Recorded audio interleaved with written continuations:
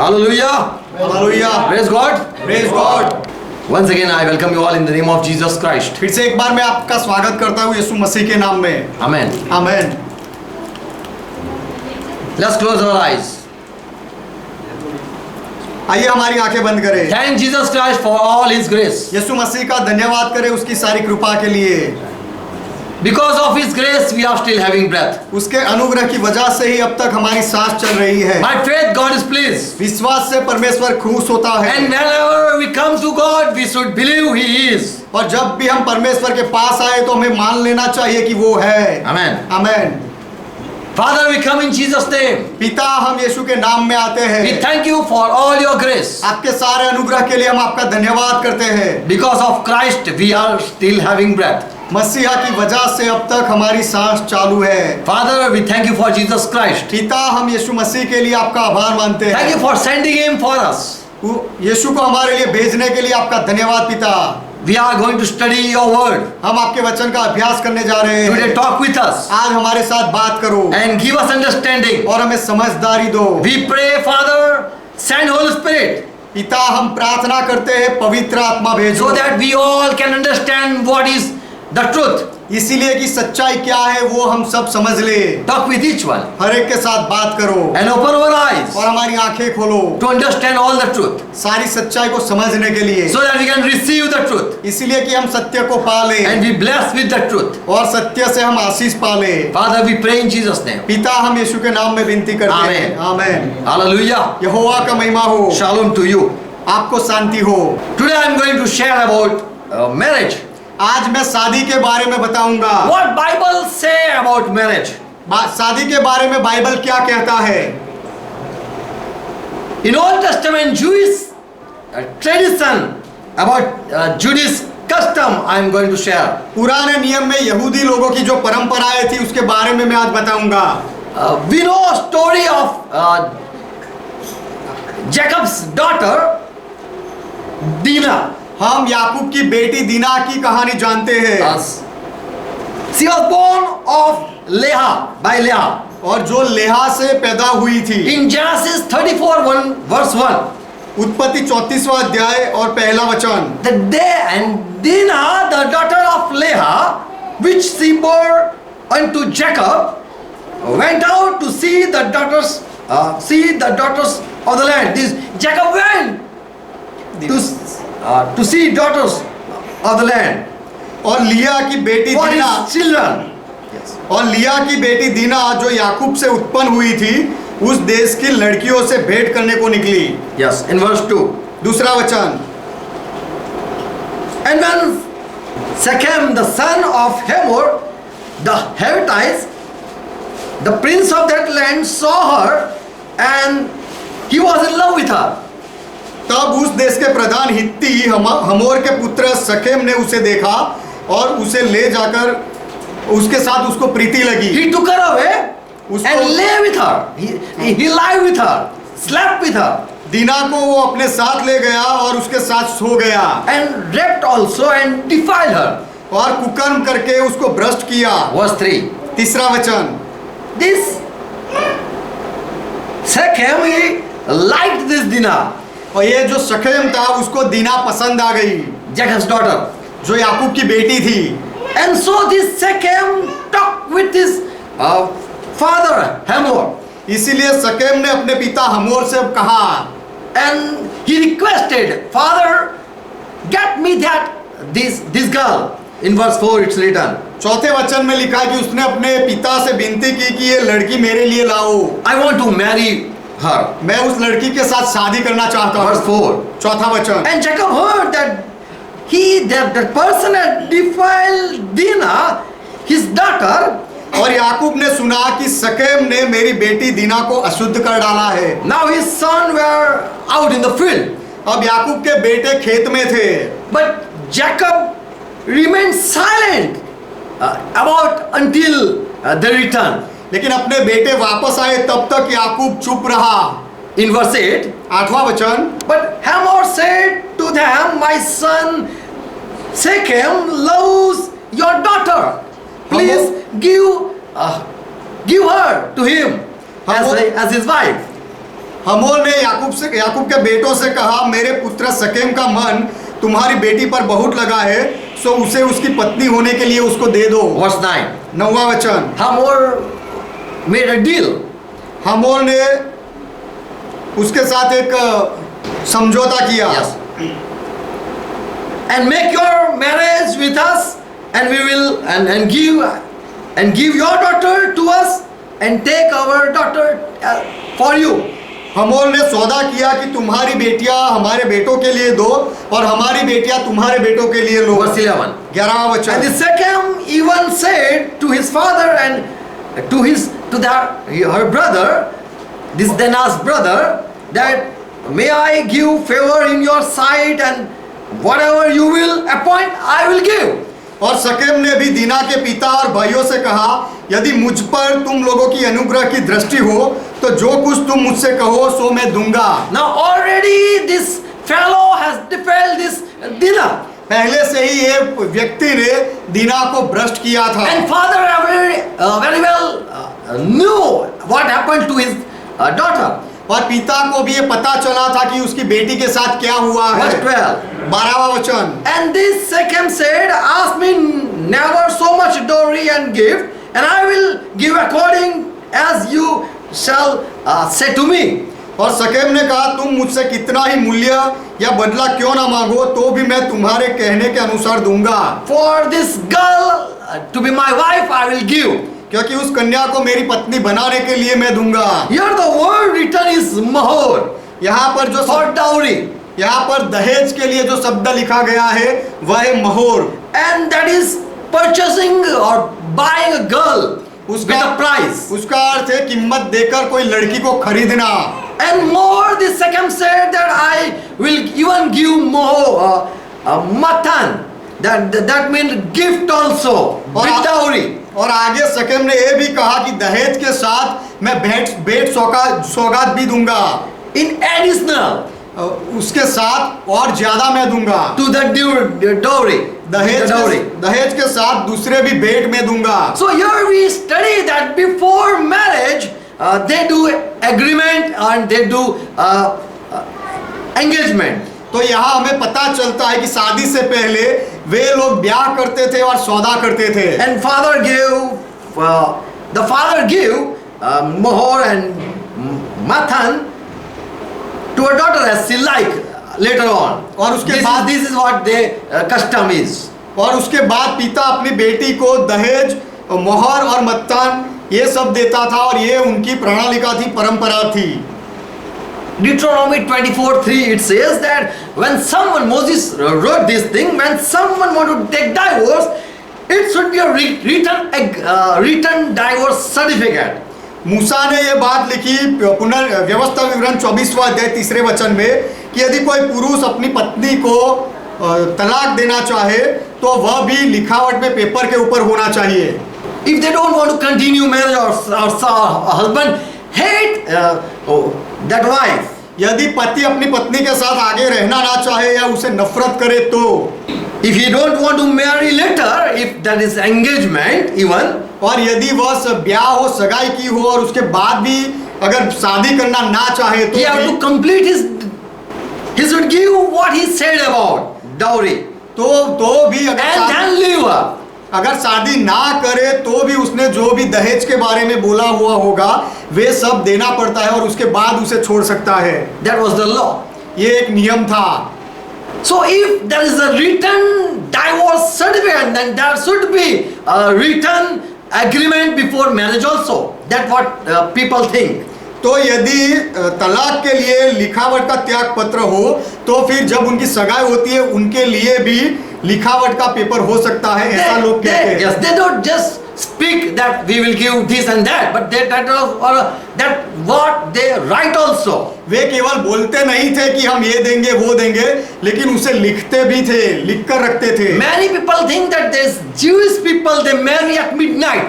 बहुत लोग ऐसा सोचते हैं कि यहूदी लोग मध्य रात्रि में शादी करते थे। But there is a search that they don't every time they marry at night.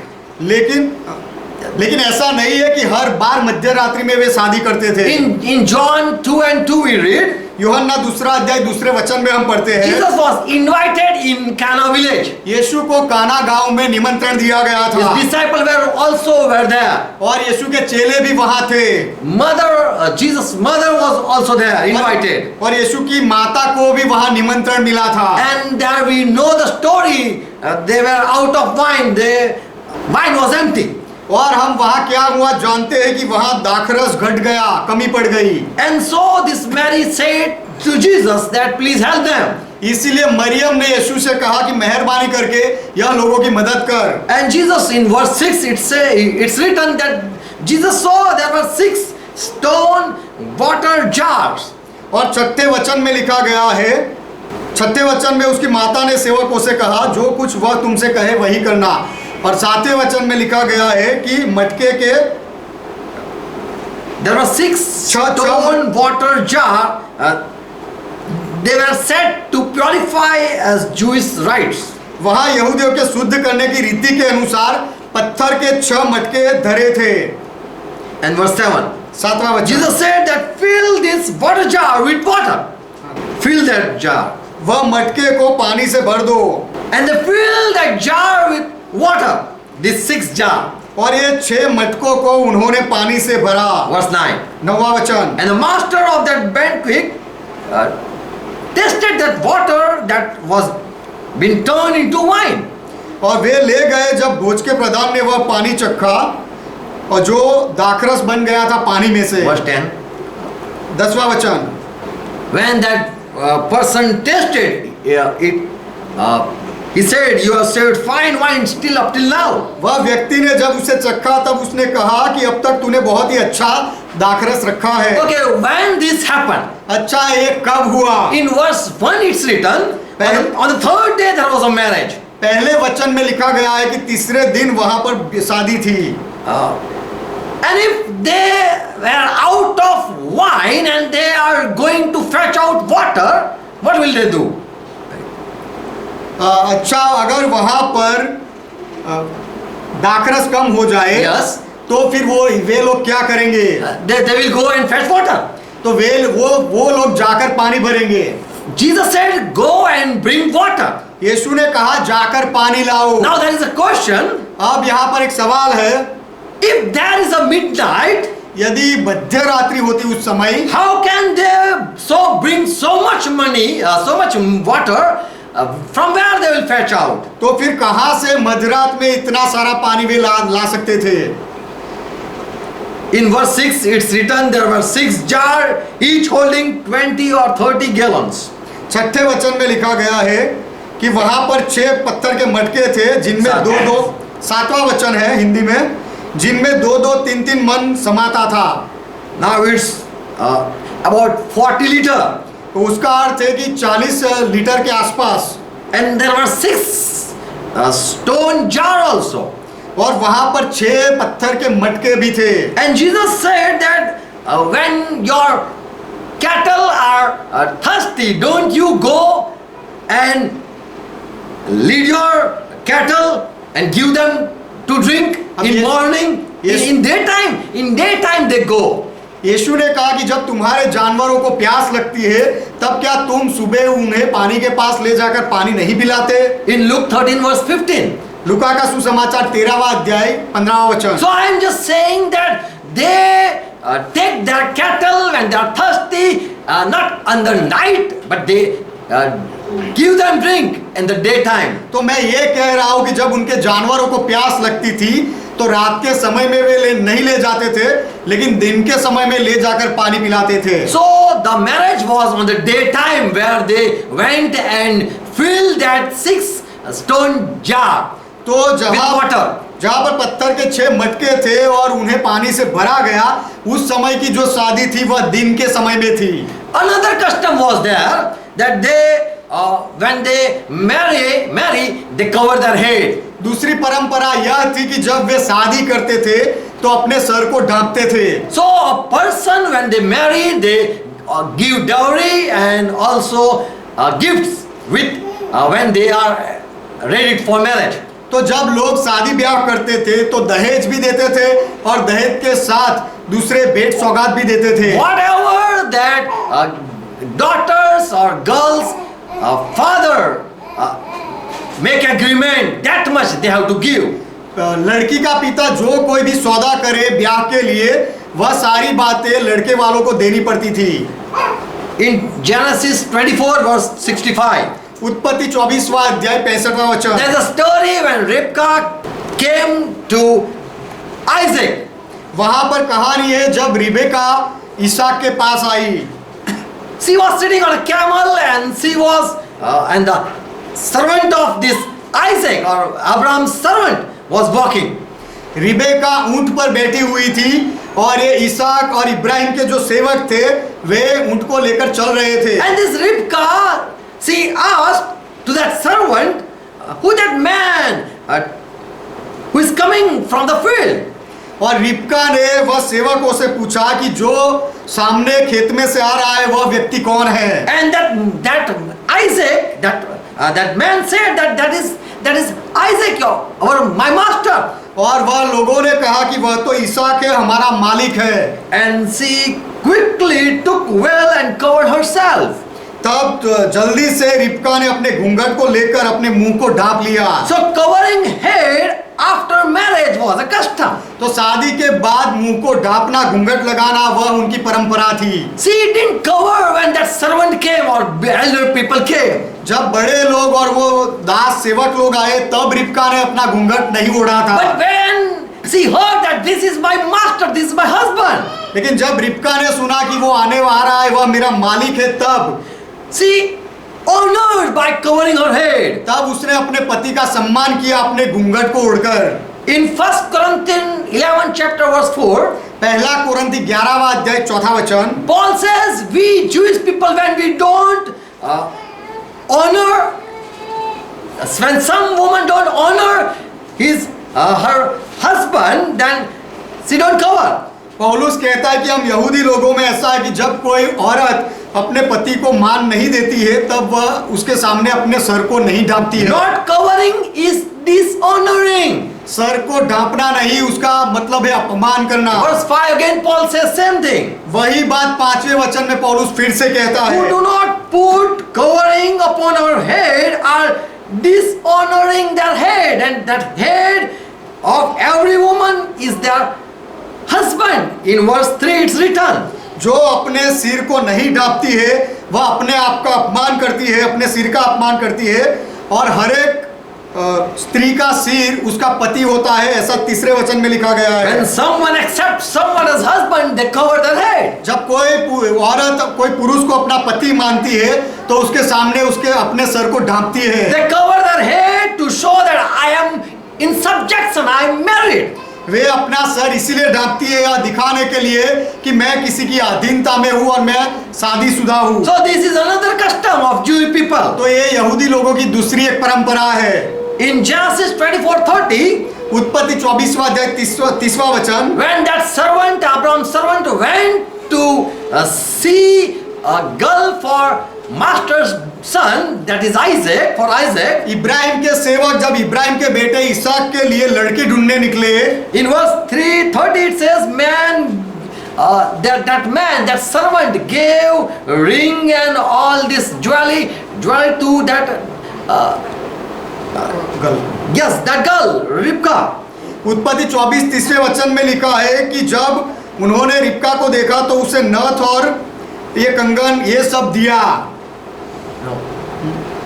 Ribka brother saw, oh Ribka, what is in your hand? All this bracelet and all this gift.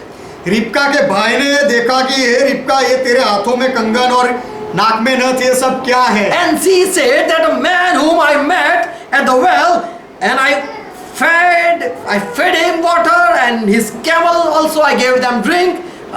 That person gave me this all. और रिबका ने अपने भाई से कहा कि कुएं पर जो लोग मुझे मिले मैंने उनको पानी पिलाया, उनके ऊंटों को भी पिलाया, और वह व्यक्ति ने मुझे ये सब दिया है। Verse 29. 29वां वचन। So Laban, Ribka's brother, ran and brought that man at home. तो लाबान जो रिबका का भाई था वो जल्दी से बाहर गया और उस पुरुष को अपने घर ले आया। So receiving gift is like I'm agreeing to the marriage. तो भेंटों का स्वीकार करना उसका अर्थ ये है कि ये शादी के लिए मैं सहमत हूँ। Before marriage, they give gift to the girl. शादी से पहले वे लोग लड़की को तोहफे देते थे। If she is favor, she found favor in that person's choice. यदि वह पुरुष की दृष्टि में वह लड़की प्रिय हो जाए, लड़की उसे पसंद आए, तो How can we know that this marriage has been fixed? ये शादी फिक्स हो गई, ऐसा हमें कैसे पता चल When सकता है? someone receives jewelry, that is a sign that I am final. जब किसी को ये जवेरात सोने चांदी मिलते हैं, तब ये तय हो जाता। When the daughter receive it, जब वह बेटी को ये सारी बातें मिल जाती है, तब ये फिक्स हो जाता है कि शादी पक्की हो गई।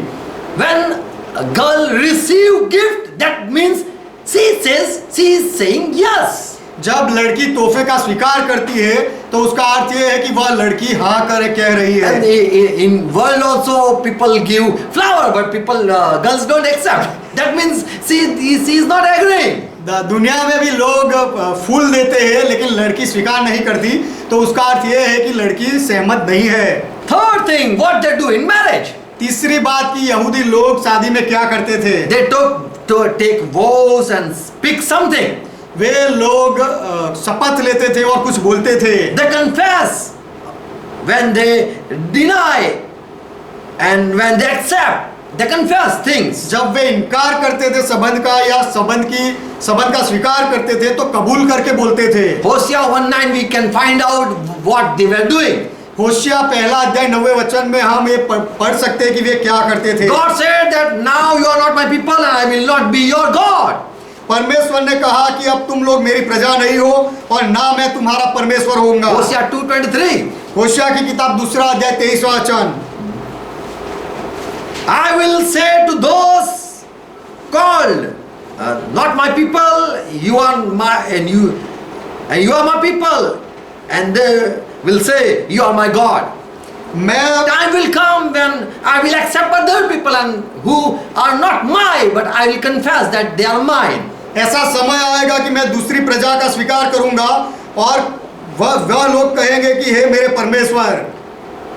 God will say you are my people. परमेश्वर कहेगा कि तुम मेरे लोग हो। And the people will answer and you are my God. और लोग जवाब देंगे कि तू हमारा परमेश्वर है। So this is what God, when he select people, he confess. तो जब परमेश्वर लोगों को चुनता है, तो ऐसी शपथ लेकर कबूल करता है। So same way Jewish people also do.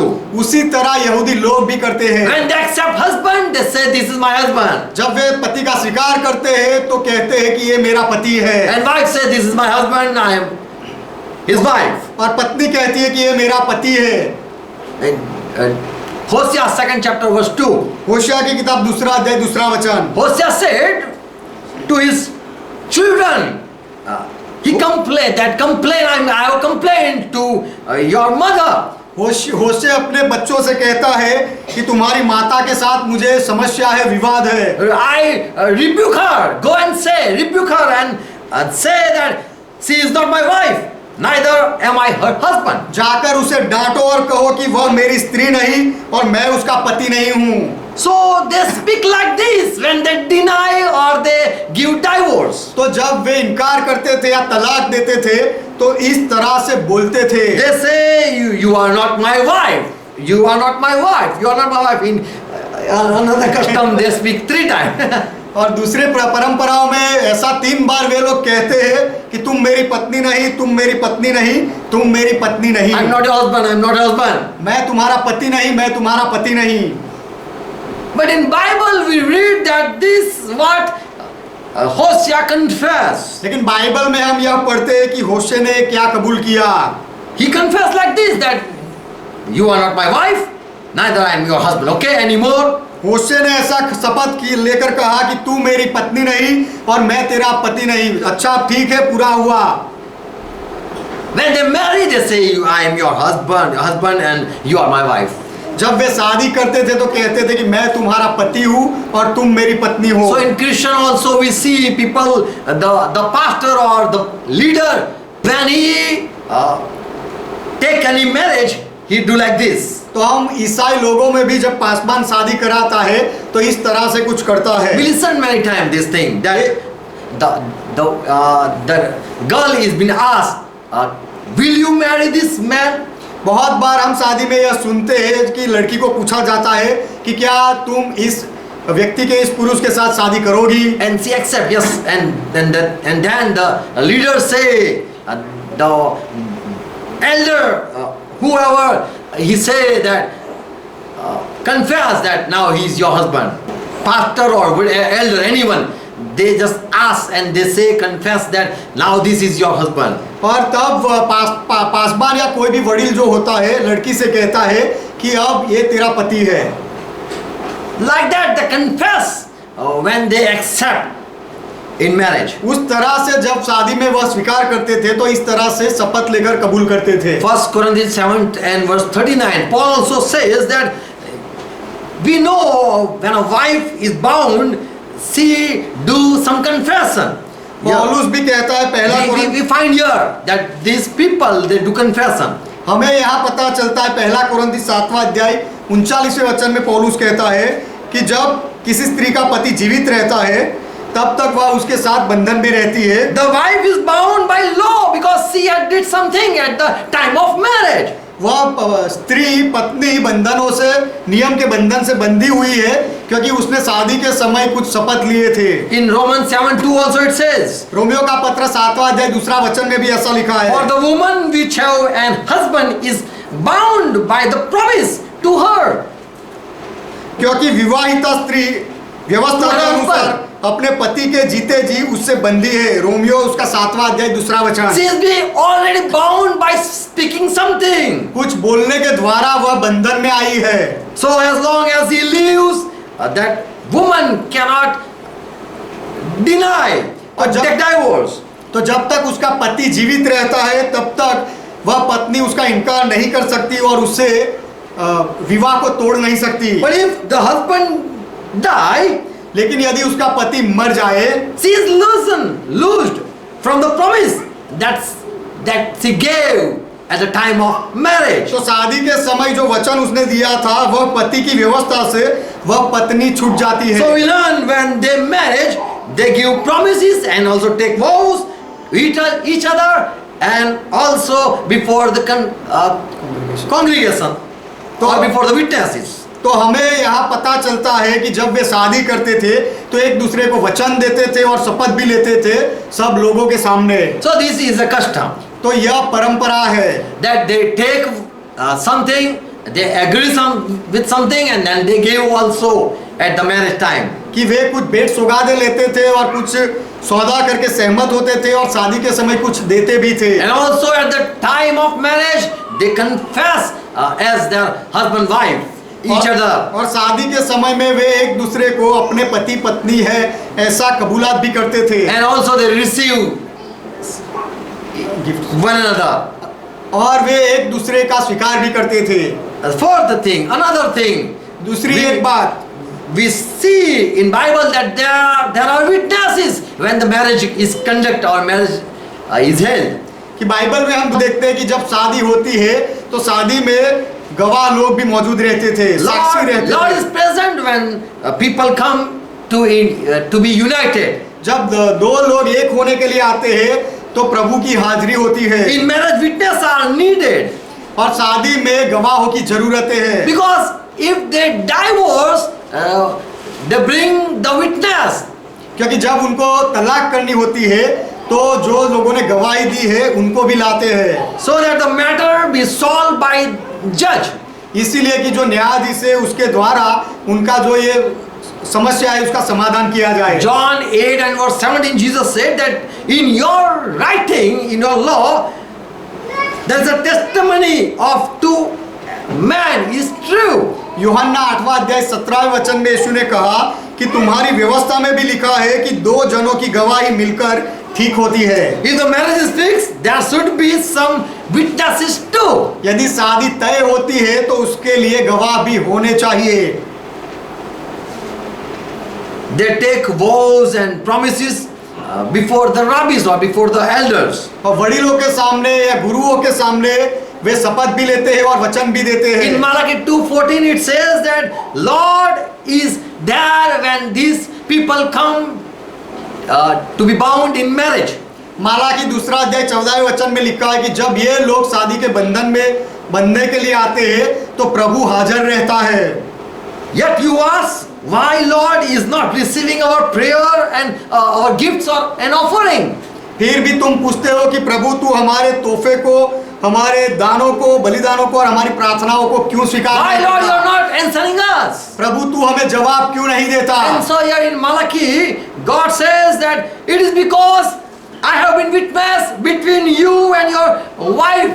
इसीलिए प्रभु माला की दूसरा अध्याय 14वें वचन में जवाब देता है कि इसीलिए क्योंकि यहोवा तेरे और तेरी उस जवानी की संगीनी और ब्याही हुई स्त्री के बीच साक्षी हुआ था, Because you have broken the promises. जिसका तूने विश्वासघात किया है। Though she is your companion and your wife by covenant. There was a covenant made and I was present. वाचा और करार के साथ वह तेरी संगीनी और ब्याही हुई थी और उस समय मैं मौजूद था, गवाह था। So we see when they come in marriage, what they do, they confess before the people. तो हम देखते हैं कि जब वे शादी में आते थे तो लोगों के सामने कबूलात करते थे And God also is witness there. और परमेश्वर भी वहाँ गवाह बनता था। So God say, I will stand to judge if there is any problem. तो परमेश्वर कहता कि यदि कोई समस्या होगी तो उनका न्याय करने के लिए मैं खड़ा Because हूँगा, I was too there when you confess in my name. क्योंकि जब तुमने मेरे नाम में कबूल किया था तब मैं भी वहाँ मौजूद था। And so in Deuteronomy 5:20 says that you shall not bear false witness. इसीलिए व्यवस्था विवरण 5वां अध्याय 20वें वचन में कहा गया है कि तुम्हें झूठी गवाही नहीं देनी है। More one thing we learn that when they marry, और आगे एक बात हम सीखते हैं कि जब वे शादी करते थे they are free to choose anyone. तब कोई भी व्यक्ति को पसंद करने के लिए उनको स्वतंत्रता थी। Parents don't choose for their children. अपने बच्चों के लिए माता पिता पात्र नहीं चुनते थे, But when the children are grew up, लेकिन बच्चे जब जवान हो जाते थे, बड़े हो जाते they थे, can go anywhere and bring wife from anywhere. वे कहीं पर भी जाकर कोई भी व्यक्ति को चुनकर, स्त्री को चुनकर पत्नी बनाकर ला सकते थे। That was their culture. वह उनकी संस्कृति थी, परंपरा थी। Genesis 29 and verse 20. उत्पत्ति 29वां अध्याय 20वां वचन। Jacob sowed 7 years for Rahel, it says. तो यहाँ लिखा गया है कि याकूब ने राहेल के लिए 7 बरस सेवा की, Because he loved her. क्योंकि याकूब उससे प्रेम करता था He wanted to bring her to take her as wife. और याकूब राहेल को अपनी पत्नी बनाना चाहता था। इसलिए In 24, Genesis 24 and verse 8. उत्पत्ति 24वां अध्याय 8वां वचन। They marry those who they are willing. उनको जिसके साथ इच्छा हो उसके साथ शादी कर सकते थे। Abraham said, if the woman is not willing to come with you, oh my servant. Ibrahim ने कहा कि हे मेरे सेवक, यदि वह स्त्री तेरे साथ आने के लिए राजी ना हो, Then you are released from the oath of mine. तब तू मेरी शपथ से छूट गया है। So here we see Abraham said that if that girl doesn't agree, then that is cancelled. If that girl doesn't willing to come with you, O servant, हे सेवक, यदि वह लड़की तेरे साथ आने के लिए राजी ना हो then you are free. तो फिर तू आजाद है, तू छूट गया है। So here we study तो यहाँ पर हम अभ्यास करते हैं Abraham mind इब्राहिम के दिमाग को, that girl are also cannot be forced, but if they are willing, they can come. कि लड़कियों को भी जबरदस्ती नहीं की जाती, यदि उनकी इच्छा होती है तो वे आ सकती है। ऐसा हम यहाँ देखते हैं। Genesis 24 and verse 57 and verse 58. उत्पत्ति 24वां अध्याय 57 और 58वां वचन। When this servant of Abraham went and met that girl, Ibrahim का ये सेवक जब जाकर वह लड़की से मिला, because he had already prayed that I don't know that who is the daughter for my master's son. क्योंकि उसने प्रार्थना की थी कि मेरे मालिक के बेटे के लिए कौन सी कन्या होगी, Which girl should I bring for my master's son? मेरे मालिक के बेटे के लिए मैं कौन सी लड़की को लाऊं। And he just prayed in his heart that if anyone come and feed me water and also give to my camel, I will be sure that this is, oh Lord, this is the right girl. उसने प्रार्थना की थी कि यदि कोई लड़की मुझे पानी पिलाए और मेरे ऊँटों को भी पिलाए तो प्रभु मैं समझ जाऊंगा कि यही लड़की है। And later on that also happened. और उसके बाद ऐसा ही हुआ। And that servant went to Ribka's house. और वह सेवक रिबका के घर गया। Now they all people gather and ask Ribka. अब वह वहां पर सारे लोग इकट्ठा हुए और रिबका से पूछा। All elders they don't take decision. सारे वडील लोग वहां पर निर्णय नहीं लेते थे। Here we read in verse 57. यहाँ पर हम 57वें वचन में पढ़ते हैं। Genesis 24 and 57. उत्पत्ति 24वां अध्याय 57वां वचन। Okay, that girl, if she is willing to go with you, O servant, that you can take her. उन्होंने कहा कि हे सेवक, यदि कन्या तेरे साथ आना चाहती है तो तू उसे लेकर जा सकता है। But before that, let us call the girl and ask her well. Her will. लेकिन उससे पहले आइए लड़की को बुलाए और लड़की की इच्छा क्या है वह उससे पूछे। So they don't marry for money. Here we study. तो यहाँ पर हमें अभ्यास करने से मिलता है कि पैसा के लिए ये लोग शादी नहीं करते थे। They marry for their willingness. वे अपनी इच्छा से शादी करते थे। And girl was asked that, will you go with this man? Verse 53, 58. और 58वें वचन में उस लड़की को पूछा गया कि क्या तू इस मनुष्य के संग जाएगी? And she said, I am willing, I will go. और लड़की ने जवाब दिया कि मेरी इच्छा है, हाँ मैं जाऊंगी। So we learn that God people don't worry when their children take a decision for their future. तो यहाँ पर हम सीखते हैं कि परमेश्वर के लोगों को कोई चिंता नहीं रहती जब उनके बच्चे खुद निर्णय लेते हैं। Children have right to take decision for their marriage. बच्चों को अपने शादी के लिए निर्णय लेने का अधिकार है। Wherever they want to go, they can go. वे जहाँ कहीं भी जाना चाहते जा सकते हैं। Because they are God's children. क्योंकि वे परमेश्वर के बच्चे हैं। They know what is right, what is wrong. वे जानते हैं कि क्या सही है और क्या गलत है। In 1 Corinthians 7 and verse 9. पहला कोरिन्थी 7वां अध्याय 9वां वचन। Okay. If young child cannot stay without marriage, let that be allowed to marry. यदि जवान लोग संयम ना रख सके और शादी के बिना ना जी सके तो वे विवाह कर ले। So here Paul says that this same culture and this same custom is in our church. तो यहाँ पौलुस कहता है कि वही परंपरा और वही संस्कृति हमारी कलीसिया में भी है। If a young person is he cannot stay alone. If he want to marry, then he should go and marry. यदि कोई जवान व्यक्ति अकेला ना रह सके, शादी करना चाहे तो वह जाकर शादी कर सकता है। 28, 1 Corinthians 7 verse 28. पहला कोरिन्थी 7वां अध्याय 28वां वचन। If anyone marry by their choice, then that is not a sin.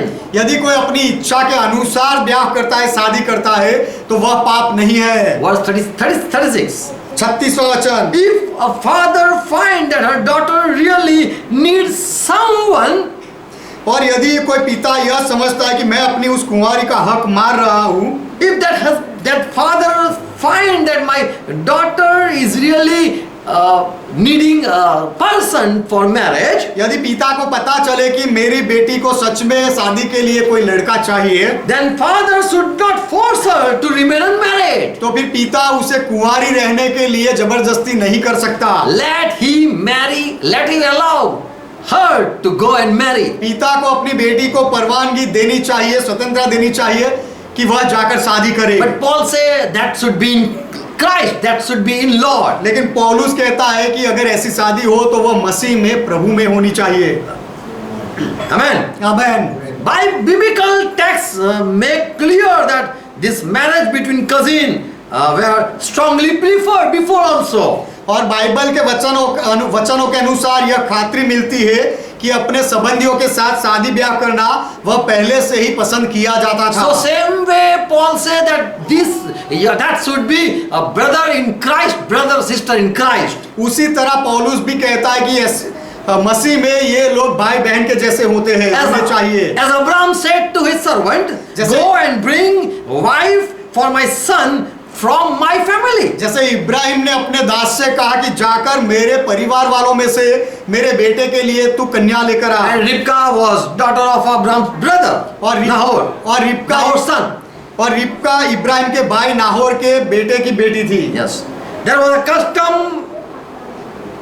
That was their custom that they marry in their caste. और यह उनकी प्रणालिका थी कि वे लोग अपने परिवार में अपनी जाति में शादी ब्याह करते थे। If a brother or a husband dies, और यदि भाई या पति मर जाए, then that widow should have. There was a law that they should marry her husband's brother rather than stranger. तो वहां पर नियम था कि वह औरत जिसका पति मर जाए तो अपने पति के भाई से वह शादी करे, कोई अनजाने व्यक्ति के साथ जाकर शादी ना करे। So same ways they should marry with the people who are in Christ. तो उसी तरह जो लोग मसीह में हैं उनको भी उसी तरह ही शादी ब्याह करना चाहिए। They marry to the one who are in Christ, brother and sister. वे अपने भाई बहन जो मसीह में होते हैं उनके साथ शादी करते हैं। Not in a surname. अपनी अटक वाले लोगों के साथ शादी नहीं करते, But who are Christian people, लेकिन जो ईसाई लोग होते हैं उनके who साथ, are born again, जो नया जन्म पाए हुए हैं who are उनके born साथ, of God. जो परमेश्वर से पैदा हुए हैं उनके साथ। So we marry with our brother and तो sister. हम हमारे भाई बहनों के साथ शादी करते हैं। 1 Timothy 5 and verse 14. पहला तिमोथी 5वां अध्याय 14वां वचन। Paul advised all young girls should not stay alone but must marry.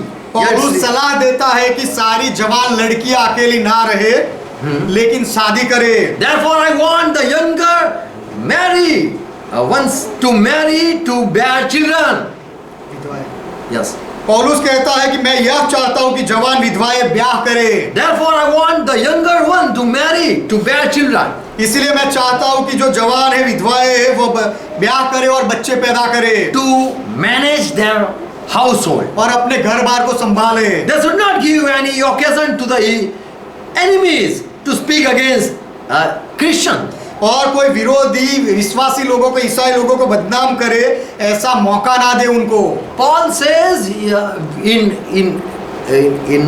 our translation it is for a widow, but there is no word widow in 1 Timothy 5 and verse 14. पहला तिमोथी 5वां अध्याय 14वें वचन में हमारे भाषांतर में विधवाएं लिखा गया है, लेकिन वहां पर विधवाएं शब्द नहीं है। All young girls should marry, that is written. वहां पर लिखा गया है जितने जवान हैं वे सबको शादी करनी So चाहिए, that they can manage their household इसीलिए कि वे अपने घर बार को संभाले and also bring children. और बच्चे भी पैदा करें। इसलिए 1 Timothy 4 and verse 3. पहला तिमोथी 4वां अध्याय 3रा वचन। Aware for time will come, the elder will stop. That the time will come when elder will stop to marry their choice. ऐसा समय आएगा कि जब बड़े लोग, वडील लोग अपने बच्चों को ब्याह करने से रोकेंगे, उससे तुम चौकन्ना रहो, ऐसा पौलुस कहता है। Here Paul says that they will not allow their children to marry with their choice, but my choice.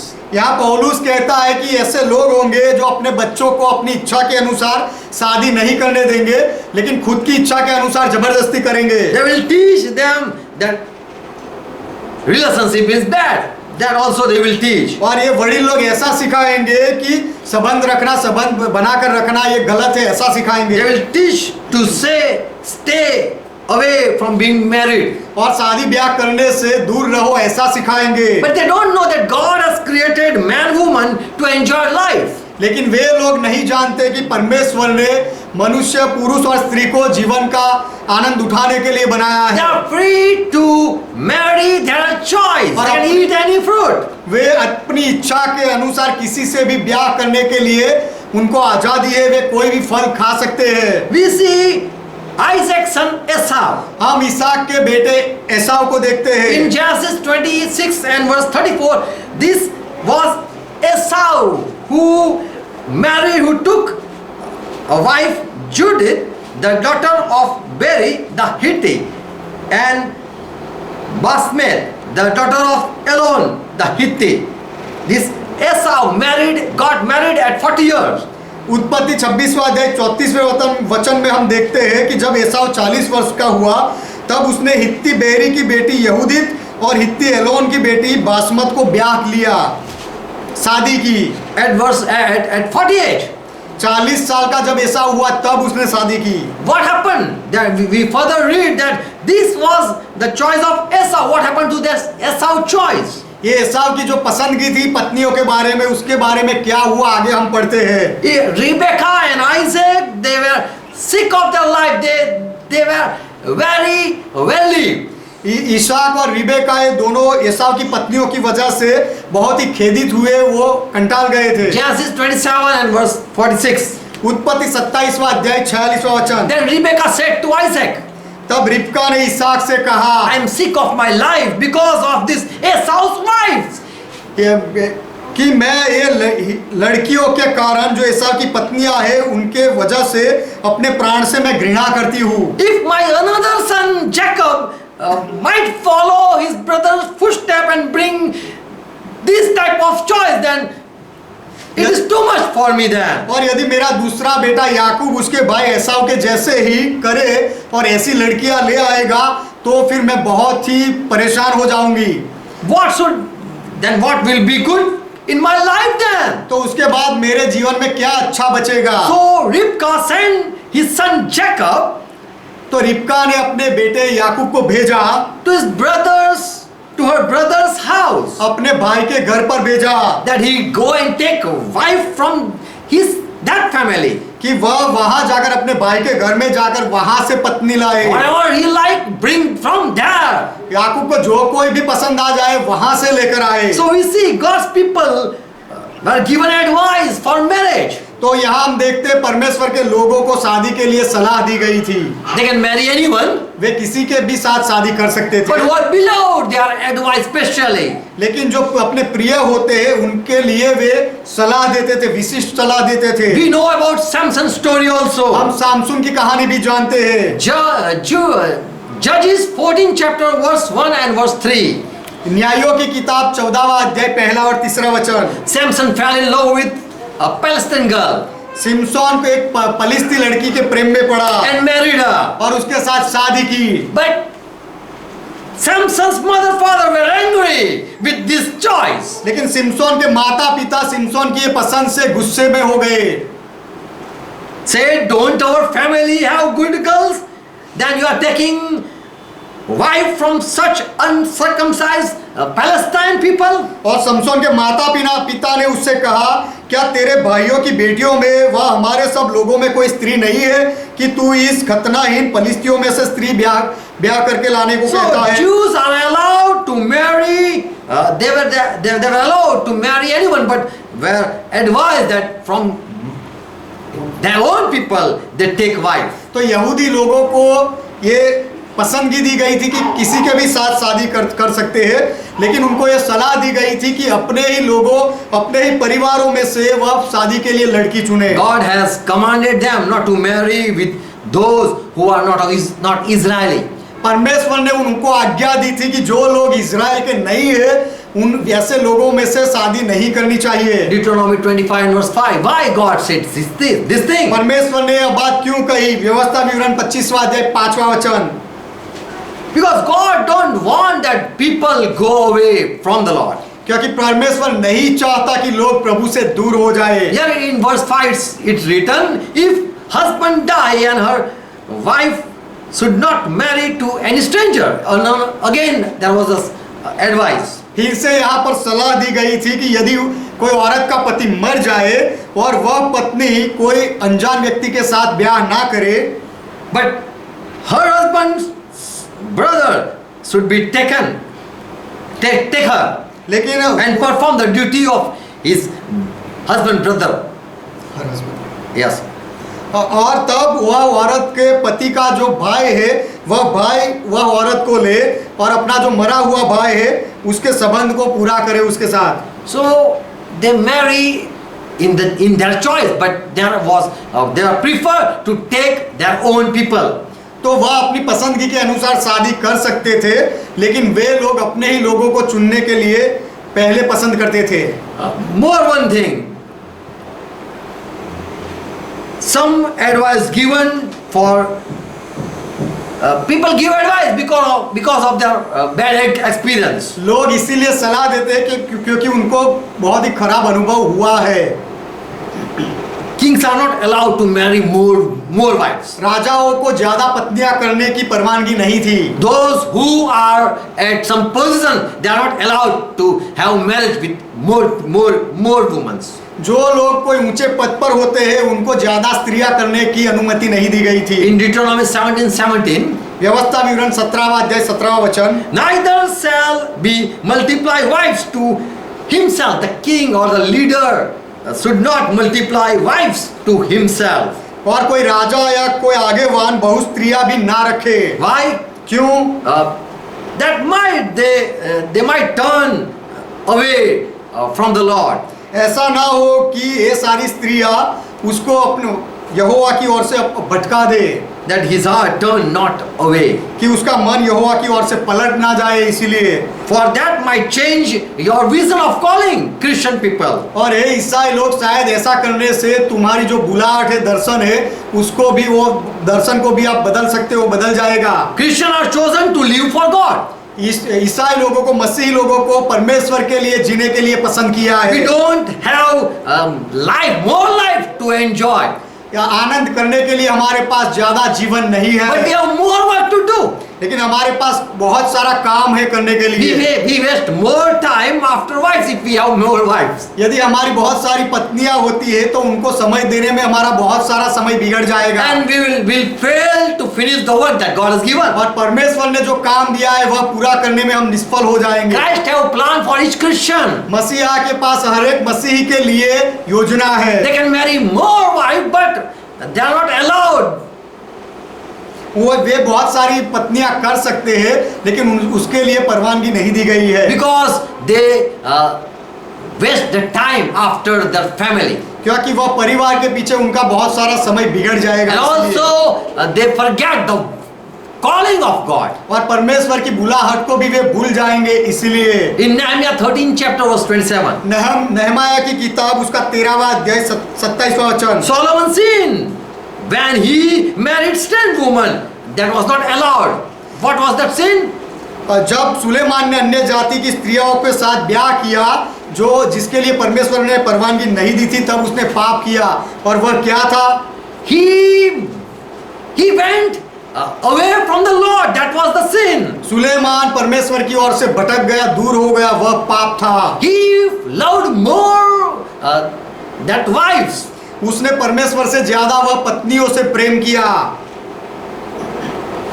In 1 Timothy 3rd chapter verse 2, पहला तिमोथी 3रा अध्याय 2रा वचन, the overseer or the take care of the church, जो कलीसिया के आगेवान होते हैं, जो अध्यक्ष होते हैं, who take care of the church, they are there for them. Paul says जो कलीसिया की संभाल रखते हैं, उनके लिए पौलुस यहाँ कहता है they must be blameless, कि वे निर्दोष हो, and the husband of but one wife और एक ही पत्नी का पति हो।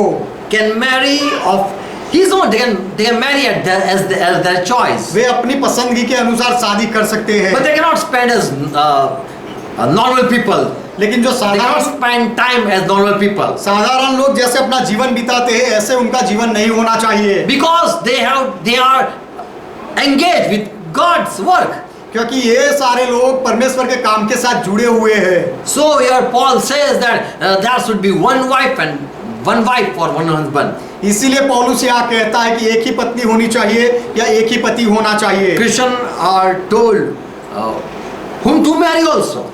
विश्वासी लोगों को, मसीही लोगों को ये भी बताया गया है कि किसके साथ शादी कर सकते Whom हैं you should not marry. और किसके साथ शादी नहीं करनी चाहिए। In Number 36 and verse 6, गिनती की किताब 36वां अध्याय 6वां वचन, just listen. केवल सुनो। This is the thing with the Lord which the Lord does command concerning the daughter of Zelophehad.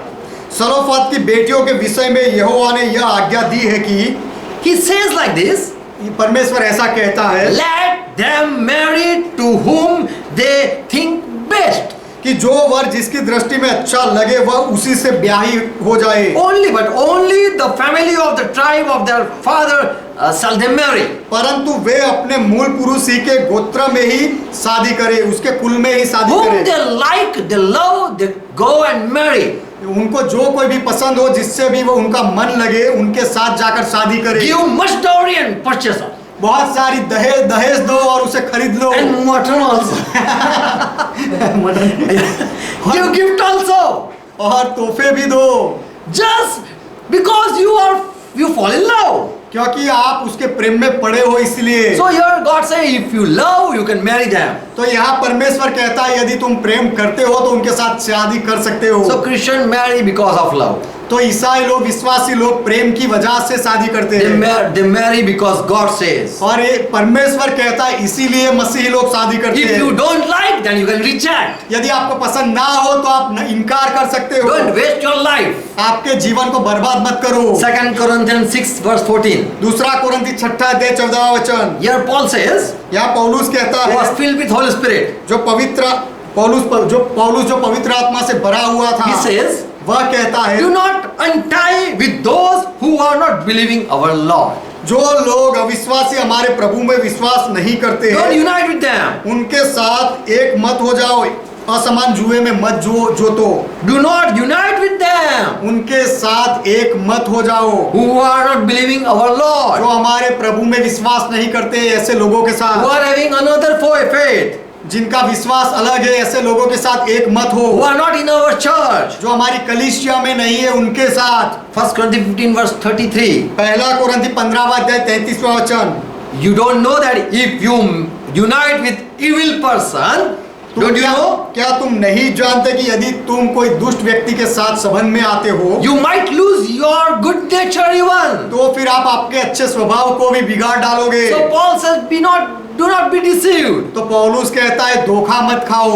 You know, do not unite with the evil person. और जो बुरे लोग हैं उनके साथ संगति मत करो। In Proverbs 22 and verse 24. नीति वचन 22:24 वचन। Here the person who is a wise one. यहाँ पर वह व्यक्ति है जो ज्ञानी है। He says, वह कहता he है, advised like this. वह उस तरह से सलाह देता है, Make no friendship with an angry man. क्रोधी मनुष्य के साथ मित्रता मत करो। In India there is an angry man person. Bharat में, इंडिया में बहुत गुस्से वाले लोग हैं। Angry man. गुस्से वाले लोग। There is angry bird. और एंग्री बर्ड होता है, गुस्से वाला पक्षी होता है। People love to play angry bird game.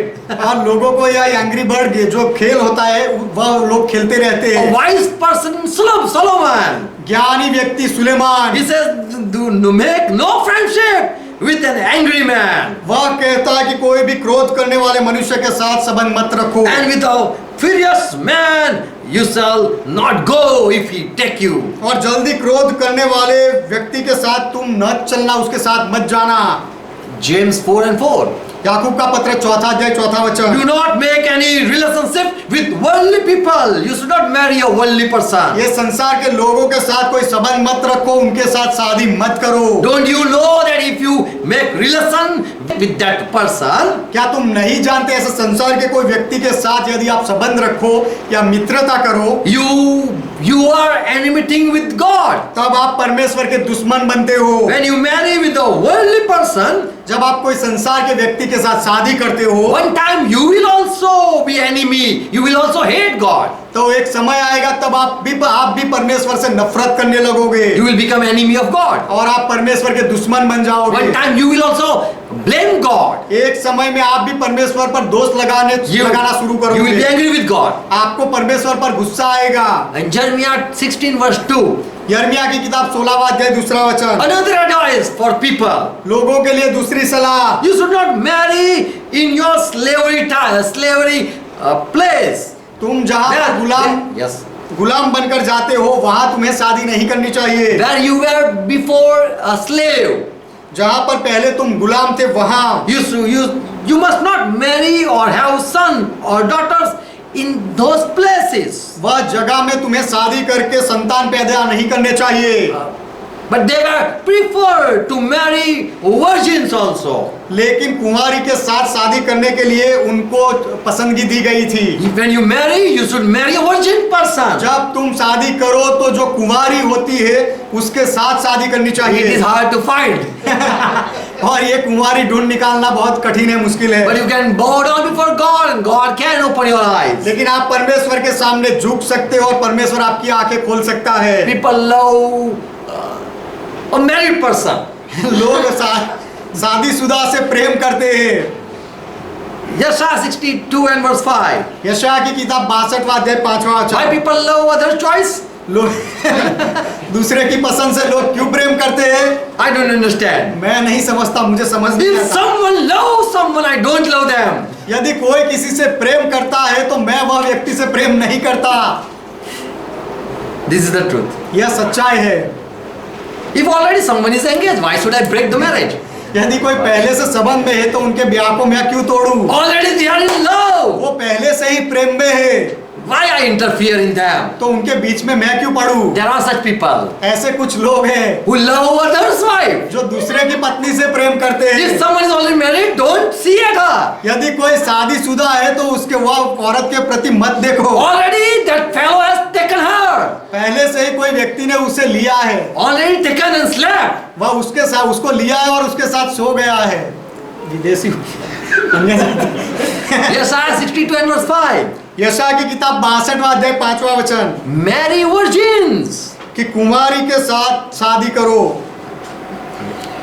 जो कुंवारी होती है किसी पुरुष के साथ सोई नहीं है, उसके साथ शादी करो। For as a young man marries a virgin, and they should also choose virgin only. क्योंकि जिस प्रकार जवान पुरुष एक कुमारी को ब्याह लाता है, वैसे ही तेरे पुत्र तुझे ब्याह लेंगे। Praise God. परमेश्वर का महिमा हो। So God is seeking virgin. तो परमेश्वर कुमारियों को ढूंढता है। And if we only love God and no another person, then we are also virgin. और यदि हम केवल परमेश्वर से ही प्रेम करें और दूसरे कोई व्यक्ति से प्रेम ना करें, तो हम भी कुमारी जैसे हैं। We should not love more than we should not love more than anything.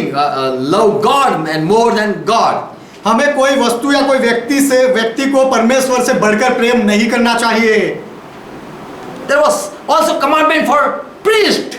याजकों के लिए भी आज्ञाएं थी। Look, watch, what is the commandment? देखो कि आज्ञाएं क्या थी। Deuteronomy 21 and verse 14. व्यवस्था विवरण 21वां अध्याय 14वां वचन। People say we are now priests and we are kings.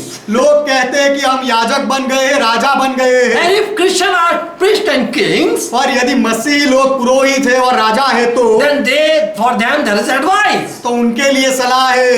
What is advice for the priest? याजक के लिए क्या आज्ञाएं है, सलाह है? They should not marry a divorced woman. उनको कोई छूटा-छेड़ा तलाक ली हुई औरत के साथ शादी नहीं करनी They चाहिए। cannot even marry a widow. और वे कोई विधवा के साथ भी शादी नहीं कर Even they सकते। cannot marry who is wounded in rape. और जिनके ऊपर बलात्कार हुआ है, ऐसी कोई औरत के साथ भी ये लोग शादी नहीं कर सकते। Even they are not allowed to marry if they find a beautiful harlot.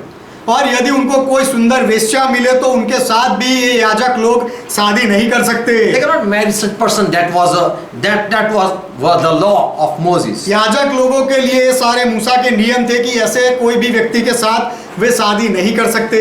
Matthew 19 and verse 6. मत्ती 19वां अध्याय 6वां वचन।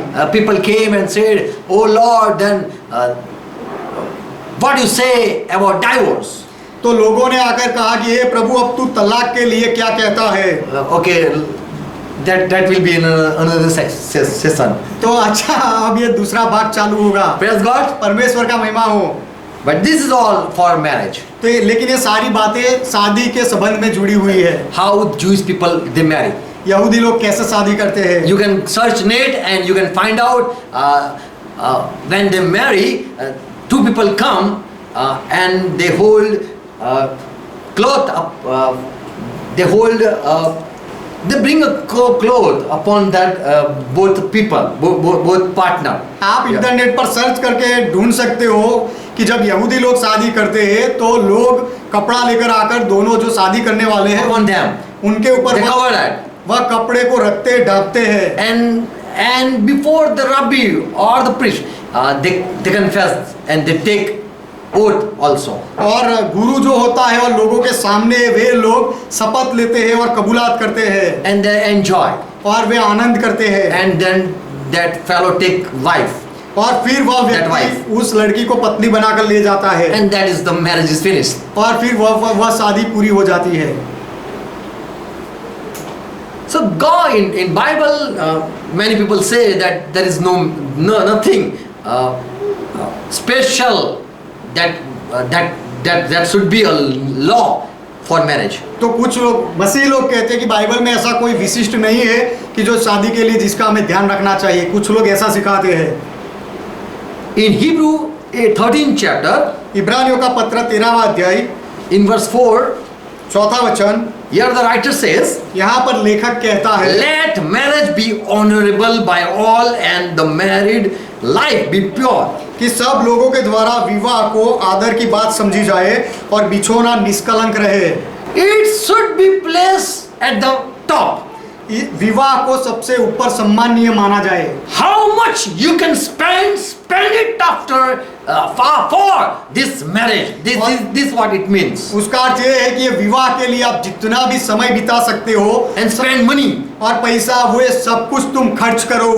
For this is the honorable thing in your life. क्योंकि ये विवाह तो आपके जीवन में सम्माननीय बात है। When you celebrate your birthday, you don't spend much money. जब आप आपके जन्मदिन का उत्सव मनाते हो तो आप बहुत सारा पैसा नहीं उड़ाते हो। But when you take wife as for your lifetime, then that is a very beautiful thing. लेकिन जब आप आपके पूरे जीवन के लिए कोई पत्नी लाते हो तो ये बहुत ही सुंदर बात है। Amen. Amen. God bless you all. परमेश्वर आप सबको आशीर्वाद दे। Make you understand. आपको ये समझाए। Hallelujah. यहोवा का महिमा Let's हो। close our eyes. आइए हमारी आंखें बंद करें। Thank Jesus Christ. यीशु मसीह का धन्यवाद For करें। He has given us such freedom that we can choose as we will. क्योंकि यीशु ने हमें ऐसी आजादी दी है कि हमें हमारी इच्छा के अनुसार हम किसी को भी पसंद कर सकते We are हैं। not bound, हमें बंधनों में नहीं रखा गया है। but it is all God working. लेकिन ये सब सारा परमेश्वर का काम है। God has arranged marriage.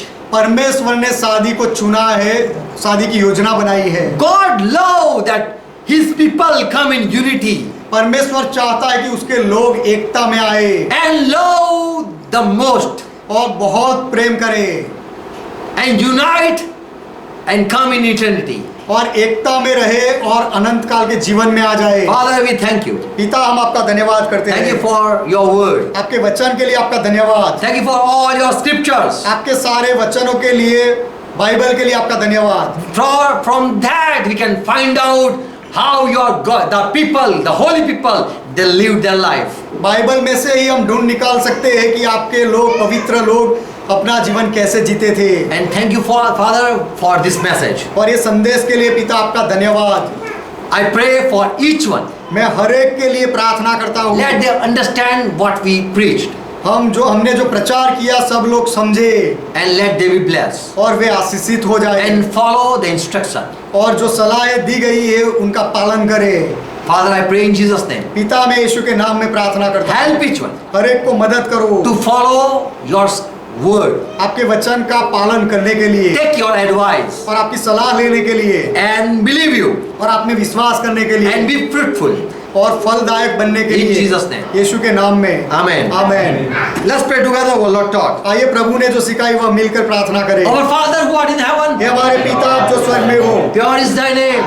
आपका नाम पवित्र माना Thy जाए, kingdom come. आपका राज्य आए, Thy will be done. आपकी इच्छा पूरी हो, As it is in heaven, let it be on earth. जैसे स्वर्ग में वैसे इस पृथ्वी पर भी हो। Give us this our daily bread. हमारे दिन भर की रोटी आज हमें And दो forgive our debts. और हमारे अपराधों को माफ करो As we forgive all our debtors. जैसे हमने हमारे सारे अपराधों को माफ किया And lead us not into temptation, और हमें परीक्षा में ना ले जाओ but deliver us from all evil. लेकिन हर बुराई से हमें बचा लो For thine is kingdom, क्योंकि राज्य आपका है, thy is power, पराक्रम आपका thy है, is glory. महिमा आपका है। Forever, Father, you are our God. सदा के लिए पिता आप हमारे परमेश्वर हो। In Jesus' name we confess this. यीशु के नाम में हम ये कबूल करते हैं। Amen. Amen. Shalom to all. हर एक को शांति हो। God bless you all. परमेश्वर आप सबको आशीर्वाद दे। Praise God. परमेश्वर का महिमा हो।